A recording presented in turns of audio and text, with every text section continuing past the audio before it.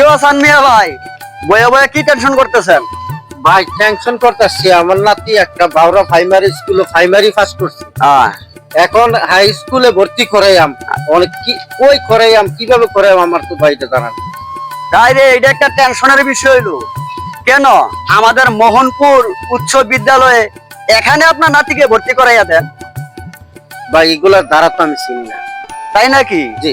আরে বলো কি, আমাদের মোহনপুর উচ্চ বিদ্যালয়ে ম্যানেজিং কমিটির পদে আমাদের কাদের ভাই নির্বাচন করতেছে।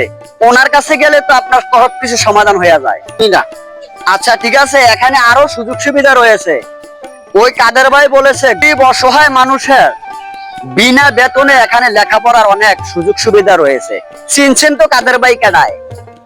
মোহনপুর বাজারের বিশিষ্ট ব্যবসায়ী কাদের ভাই ম্যানেজিং কমিটি মেম্বার পদে উনি নির্বাচন করতেছে। তো আমি ভাই উনাকে তো আমি চিনি না। তাই নাকি? জি। তাহলে তুমি আমার সাথে চলো, কাদের ভাই আমার খুব পরিচিত মানুষ। আমরা তাহলে চলেন, আচ্ছা, আমাকে নিয়ে ঠিক আছে, চলেন। চলেন। আপনার নাতিকে ভর্তি দিয়ে আসি। চলেন।